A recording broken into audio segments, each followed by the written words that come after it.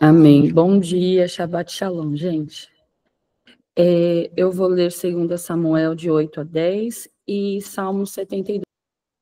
As vitórias militares de Davi.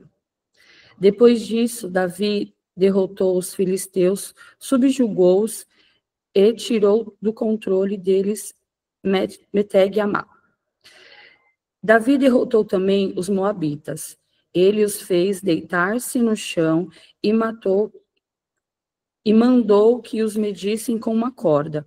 Os moabitas que ficavam dentro das 2 primeiras medidas da corda eram mortos, mas os que ficavam dentro da terceira eram poupados. Assim, os moabitas ficaram sujeitos a Davi, pagando-lhe impostos. Além disso, Davi derrotou Hadadezer, filho de Reobe, rei de Zobá. Quando Hadadezer tentava recuperar o controle na região do rio Eufrates, Davi se apossou de 1.000 dos seus carros de guerra, 7.000 cavaleiros e 20.000 soldados de infantaria. Ainda levou 100 cavalos de carros de guerra e aleijou todos os outros. Quando os arameus de Damasco vieram ajudar Hadadezer, rei de Zobá, Davi matou 22.000 deles. Em seguida, estabeleceu guarnições militares no reino dos arameus de Damasco, sujeitando-os a lhes pagar impostos. E o Senhor dava vitórias a Davi em todos os lugares aonde ia. Davi também levou para Jerusalém os escudos de ouro usados pelos oficiais de Hadadezer, de Tebá e Berotai, cidades que pertenciam a Hadadezer. O rei Davi levou grande quantidade de bronze.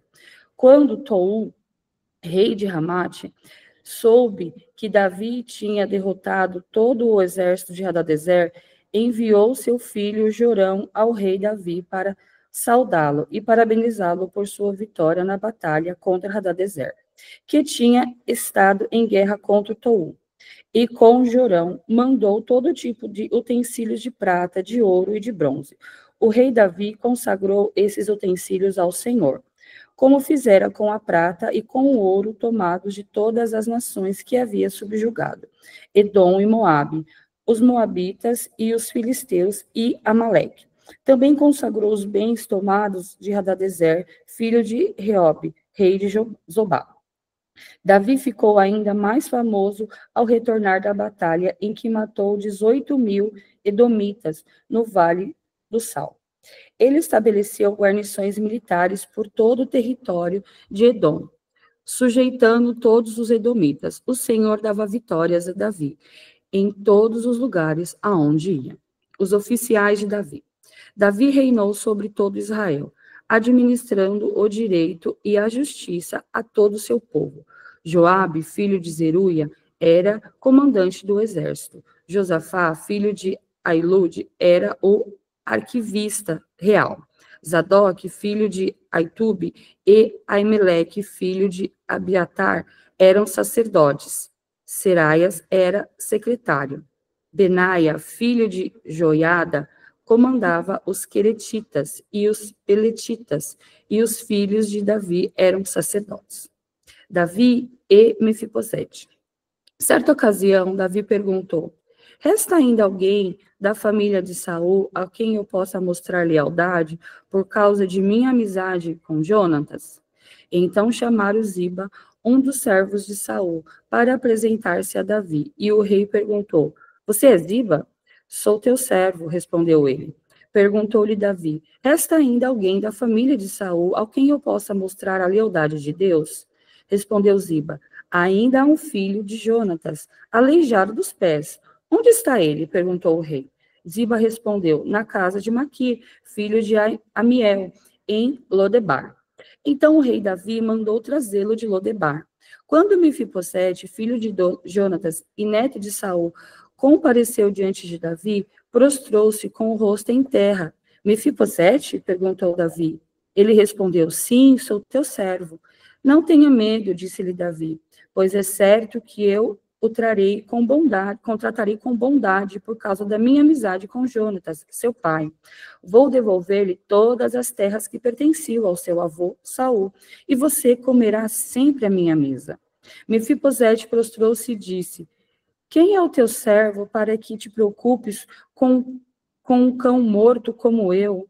Então o rei convocou-lhe Ziba e disse: devolvi ao neto de Saul, seu senhor, tudo o que pertencia a ele e à família dele.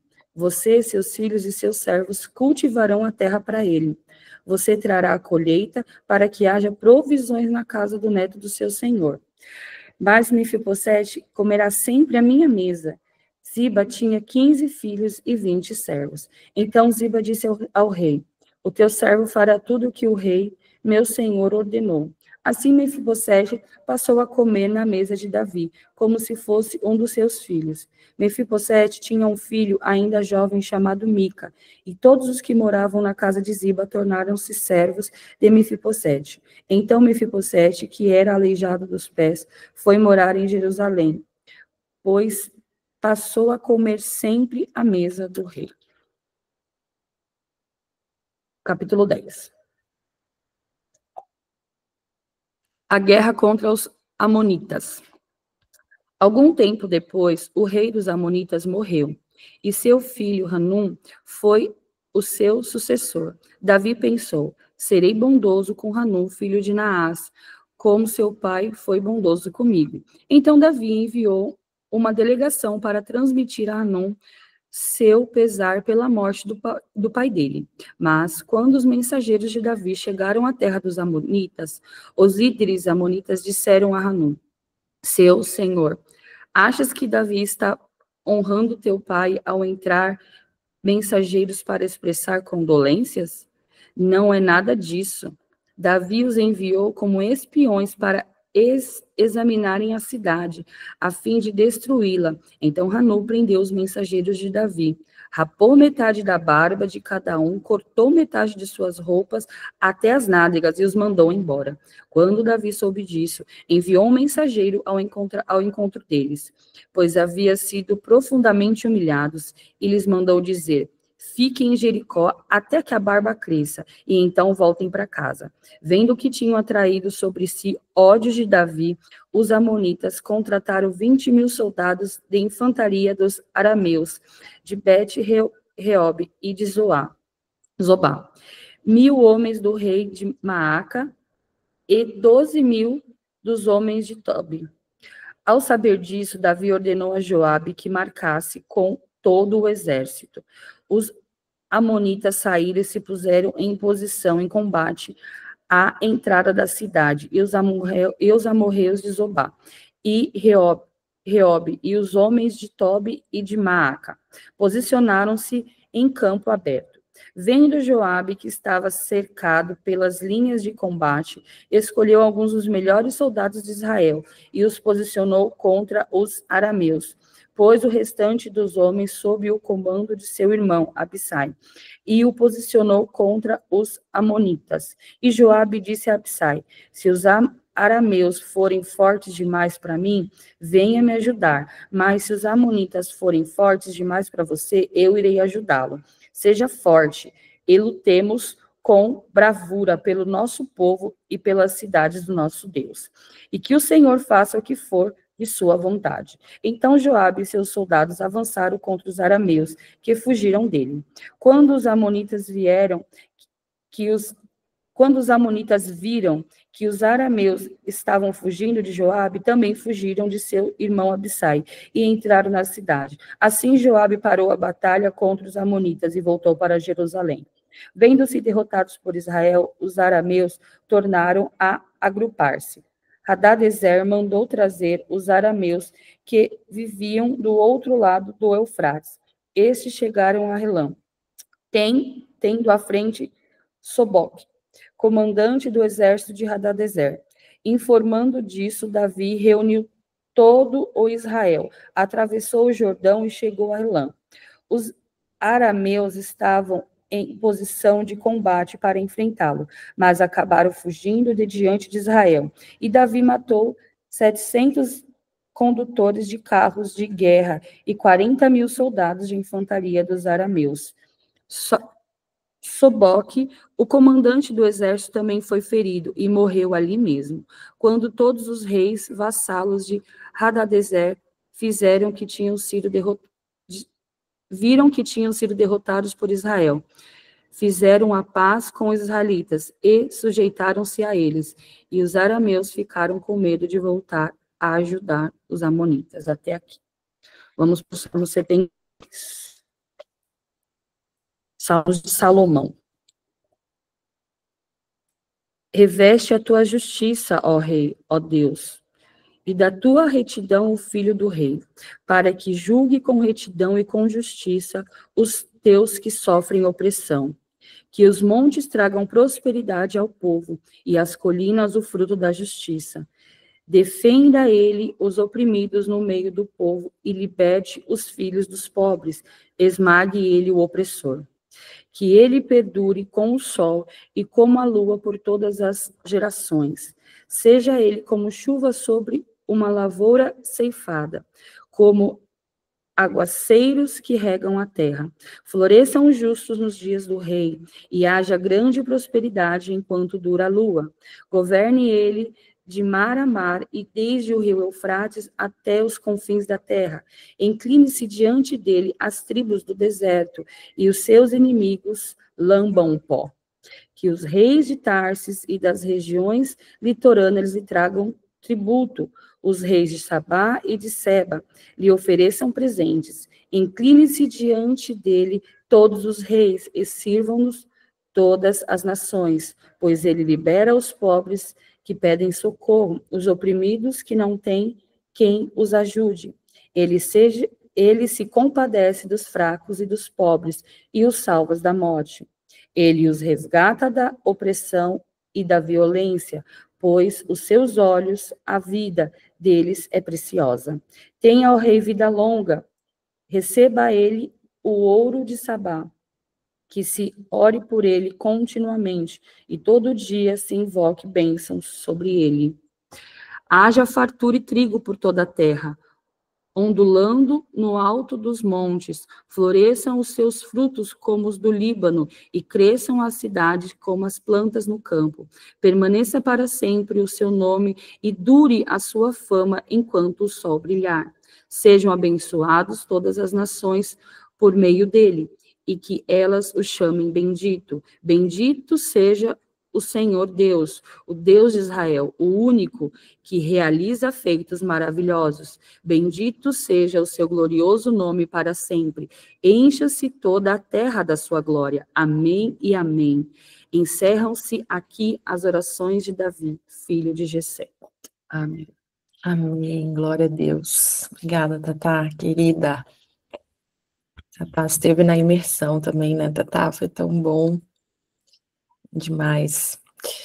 Queridos, nós vamos ver 2 pontos aqui na porção de hoje.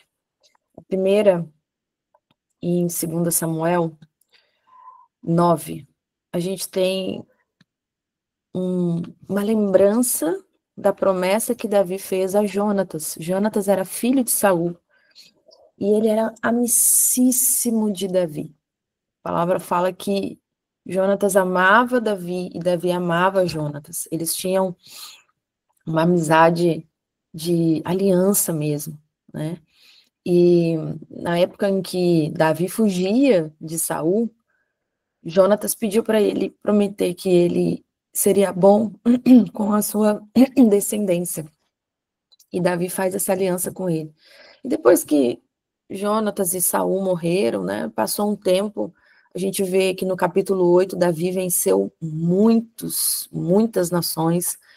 O povo de Israel ali ganhou notoriedade entre as nações, né? E passando um tempo, Davi se lembrou dessa promessa que ele tinha feito a Jonatas. E ele manda procurar saber, né, se tinha algum descendente de Saul vivo. E eles falam para ele que tinha Mefibosete, que era filho de Jonatas. Então, Mefibosete, ele era neto de Saul, né, filho de Jonatas, que Saul foi quem? Primeiro rei de Israel. né? Então, quando Mefibosete ele tinha apenas 5 aninhos, a ama dele, né, fugiu com ele após a morte de Saul e Jonatas, naquela batalha que houve lá em Giboa, e na pressa da fuga, ele caiu e ficou permanentemente aleijado. E aí, naquela época, né, na cultura da época, sempre quando uma dinastia assumia o trono, era comum que eliminar todos os descendentes da dinastia anterior, para evitar ali reivindicações, né, futuras. Então, Mefibosete, pensa, né, ele com 5 anos já sofreu esse trauma, perdeu o pai, perdeu o avô, e ele ali muito pequenininho, né, ele ficou aleijado.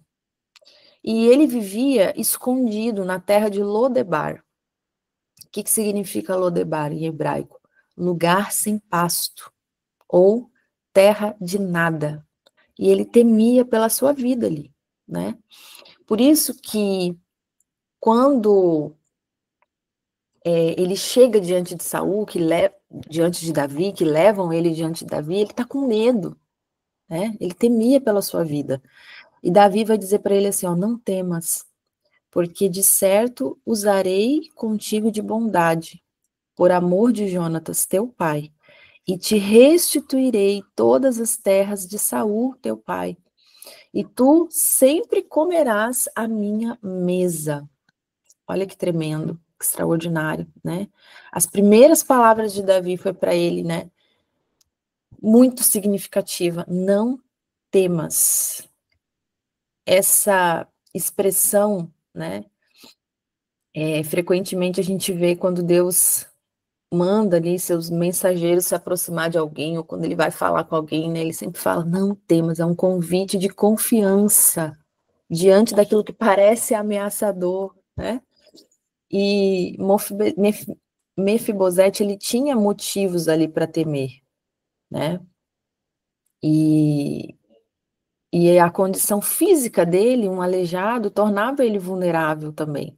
Então, essas palavras iniciais de Davi era como um bálsamo, né, que antecipava a graça que estava por vir. E aí Davi vai falar para ele assim, olha, usarei contigo de bondade. Essa palavra bondade no hebraico é a palavra hesed, hesed. Ela é um termo tão rico, que no português não existe uma tradução exata para essa palavra hesed. E é essa palavra que Davi usa quando ele vai falar com Mefibosete. Então, hesed representa uma bondade que vai além da obrigação.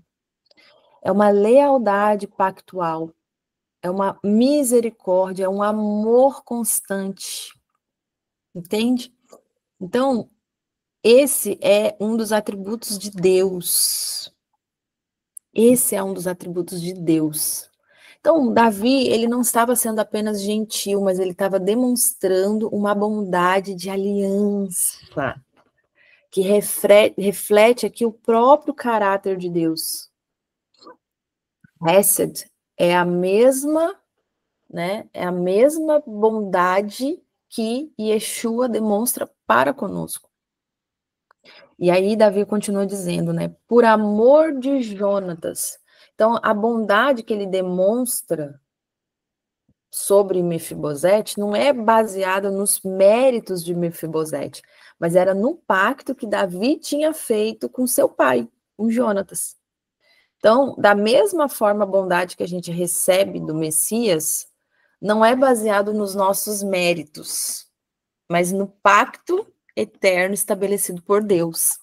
Olha que linda essa perfiguração, né? E a gente pode ali claramente ver essa perfiguração de nós como Mefibosete e Davi prefigurando Yeshua, demonstrando a bondade desse pacto estabelecido por Deus, né? Então, Mefibosete, ele recebe as bênçãos por causa de outro, assim como nós recebemos a bênção por meio do nosso Messias. E aí ele vai dizer assim, ó, te restituirei todas as terras. Davi promete restaurar a Mefibosete a herança que ele tinha perdido, né? Na tradição judaica, a terra, ela representa não apenas propriedade. Entenda isso. Olha, como é importante a gente entender o contexto da palavra, né? Qual a gente está lendo. Então, lá, na tradição judaica, a terra ela não representava só apenas uma propriedade, mas representava identidade, representava pertencimento, representava propósito. E onde que Mefibosete vivia? Em Lodebar, lugar sem pasto. E agora ele recebe o quê? A sua herança de volta. Então isso reflete para nós, de uma forma tão poderosa, a obra do Messias, o feito do nosso Messias, do nosso Yeshua. Ele restaura a nossa herança espiritual, que foi perdida. Ele nos devolve a verdadeira identidade como filhos de Deus, porque agora, hoje, eu e você, nós somos co-herdeiros do reino de Deus. Nós temos uma herança, né, que nos dá identidade, que nos dá pertencimento, que nos dá propósito. E aí Davi vai falar para Mefibosete assim, ó, meu Deus, chega a arrepiar. Tu comerás, tu sempre comerás a minha mesa. Meu Deus, gente. Essa aqui é uma das partes mais surpreendentes. Porque Davi apenas não está poupando a vida de Mefibosete. Ele não está apenas restaurando a herança de Mefibosete, mas ele está levando Mefibosete a uma posição de filho. Uau! Ele está convidando ele para sua mesa. E entenda que isso, na cultura do Oriente Médio, compartilhar uma refeição representa intimidade, aceitação, proteção. É proteção, intimidade. Então, Mefibosete ele vai passar de um fugitivo, de um rejeitado, de uma pessoa sem nada, sem posses, que morava num lugar desprovido de tudo. Ele passa agora a ser filho. Ele passa agora a ser protegido. Aleluia. Ele passa agora a ser honrado. Honrado. Então, é uma transformação radical de um status, né? Então, é exatamente, queridos, o que Yeshua, o nosso Messias, oferece para cada um de nós. Isso é lindo, isso é profundo, isso é poderoso demais. É o que ele faz conosco, literalmente, em todos os aspectos, em todos os âmbitos, em toda a altura, profundidade, largura, comprimento. É isso que ele faz conosco, uma mudança de status total. Então a gente vê aqui, né, que a nossa condição era como um Mefibosete, espiritualmente aleijado, incapaz de nos aproximarmos do rei pelos nossos próprios meios. Nossa localização, né, em Lodebar, lugar sem pasto, longe da presença do rei. O nosso temor, como Mefibosete, muitas vezes, antes de conhecer o Senhor, a gente tem medo, né, de se aproximar do rei, não compreende as intenções, não consegue compreender a graça dele sobre as nossas vidas. E aqui a gente vê a nossa transformação, porque o rei nos busca, aleluia, nos tranquiliza, ele fala, não temas. Ele nos mostra a sua bondade, a sua misericórdia, a sua bondade, Hesed, né?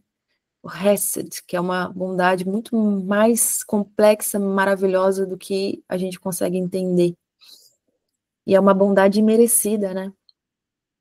Ele restaura a nossa herança perdida e ele nos leva a uma posição de filhos assentados à sua mesa. E aí nós temos uma nova identidade. Embora ainda tendo limitações ali, né?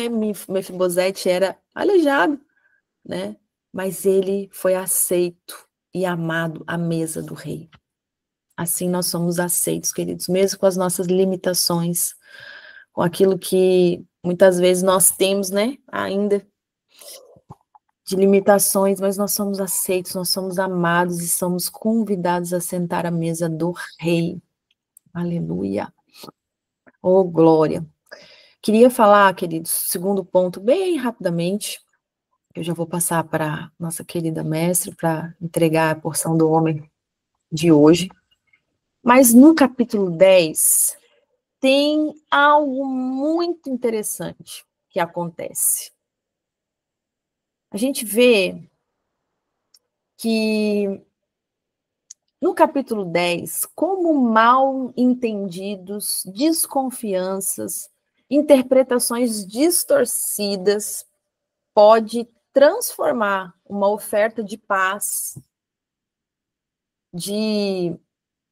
uma oferta de amor, uma oferta de consideração, uma oferta de condolências, pode transformar num conflito devastador.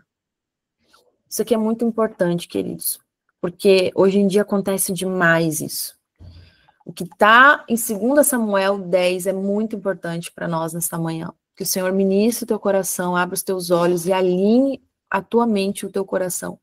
A gente vê aqui, nesse capítulo, que Davi, quando ele soube da morte de Naás, que era rei dos Amonitas, ele vai enviar um mensageiro para consolar o filho, né, Hanum.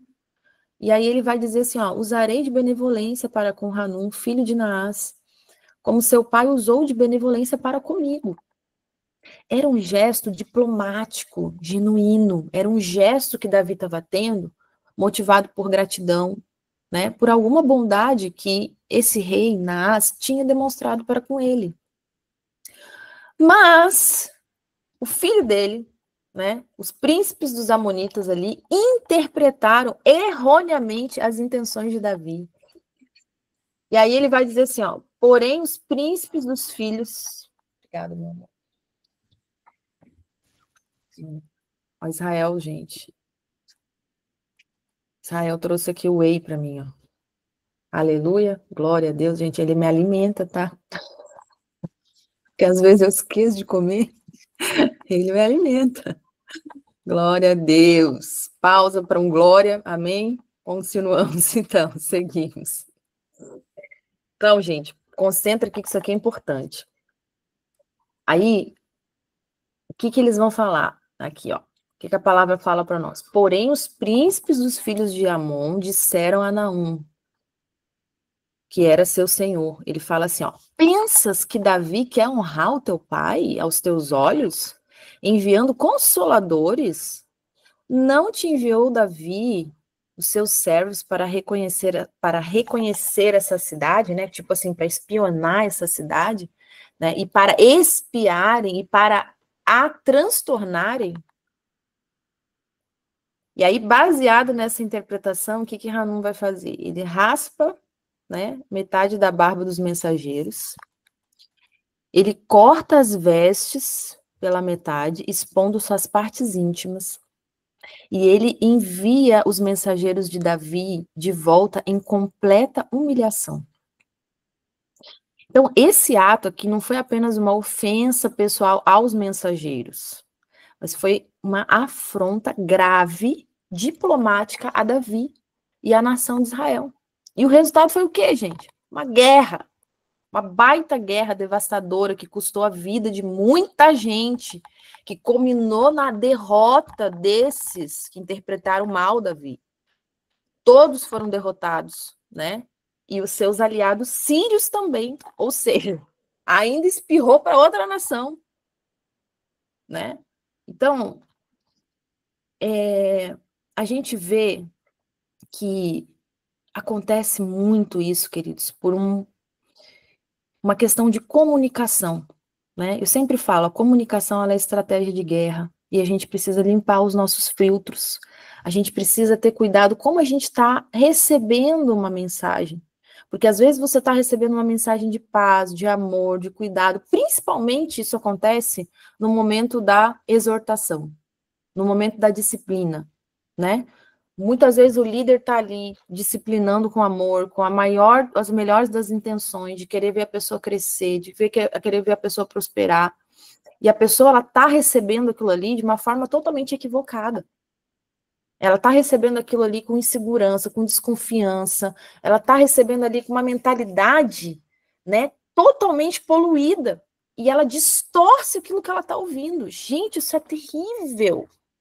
Isso é terrível. A gente vê que esses príncipes amonitas, eles operavam, eles tinham atitudes, eles se moviam a partir de uma mentalidade de desconfiança. Eles estavam presumindo o pior sobre as intenções de Davi, né? Que Davi tinha, eles estavam ali pensando que Davi estava projetando, articulando, né?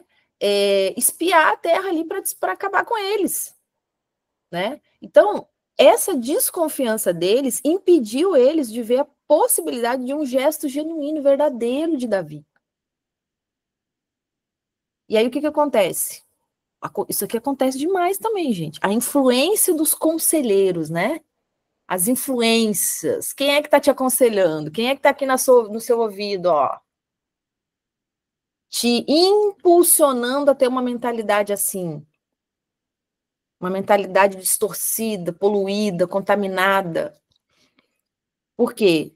Hanum era um rei novo, gente. Ele era um rei novo, ele era um rei sem experiência, provavelmente inseguro por causa da sua posição. E aí os seus conselheiros, em vez de promover paz, eles alimentam os medos de Hanum, alimentam a suspeita, né? E isso mostra como líderes sem experiência podem ser manipulados por aqueles que os cercam.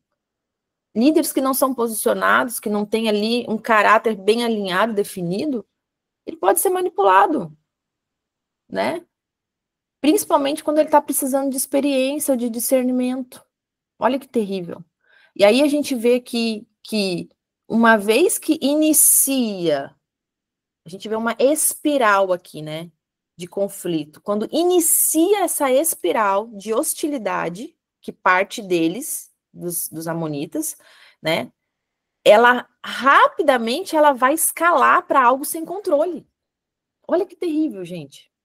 O que é a comunicação? Eu falo para vocês, gente. Comunicação é estratégia de guerra. Você tem que buscar, né, que a comunicação, a forma como você ouve, como você recebe, e a forma como você se expressa, precisa estar alinhada com Deus. Precisa estar descontaminada de toda influência da treva. Porque as trevas usam a comunicação para a destruição. E aí, o que aconteceu? Foi caos, né? O que era para ter sido resolvido claramente ali, com esclarecimento, né? Às vezes as coisas precisam de uma coisa simples para poder esclarecer. Vai se transformar aqui num conflito que envolve múltiplas nações. E muita gente morre, gente. Não é brincadeira, não. Essa questão de comunicação, ela destrói, ela causa morte. Então a gente tem que ter muito cuidado sobre distorção. Você precisa ter cuidado como você está recebendo as mensagens, se você não está distorcendo a partir de emoções que estão feridas. Eu falei isso com o Ministério de Louvor no último ensaio que a gente teve. A gente sempre tem um discipulado, né? E a gente tem que cuidar, porque às vezes a gente está com as emoções ali, né, ferida, e você se torna refém das suas emoções feridas. Você se torna manipulável pelas suas emoções feridas. Aquilo que você ouve, né, a pessoa está falando A, você está entendendo B. É assim que acontece. É assim. Então, assim como Hanum aqui, ele rejeitou, humilhou os mensageiros de Davi, muitas vezes, querido, muitas vezes a gente rejeita os mensageiros de Deus e a gente distorce as suas mensagens. Cuidado, cuidado com isso, né? Os príncipes dos amonitas ali, eles atribuíram motivos sinistros a Davi, né? E frequentemente, quando a gente está com o nosso filtro contaminado, a gente atribui motivos incorretos a Deus, e tem pessoas que às vezes culpa a Deus, né? Culpa a Deus, culpa os mensageiros de Deus, interpretando as suas ações, às vezes, como punitivas e não como redentoras. Meu Deus, gente. É ou não é? E aí, qual foi a consequência da rejeição? Guerra, destruição. Da mesma forma como houve ali a rejeição das mensagens dos mensageiros de Davi, quando você rejeita uma mensagem de Deus, né, e a forma como você rejeita, isso ali vai levar a consequências espirituais negativas, não tenha dúvida disso. Não tenha dúvida disso. Então, pontos para essa manhã, para a gente completar aqui. Suspenda o julgamento. Antes de reagir a uma mensagem, a uma ação, você precisa considerar, né, aquilo que você está ouvindo.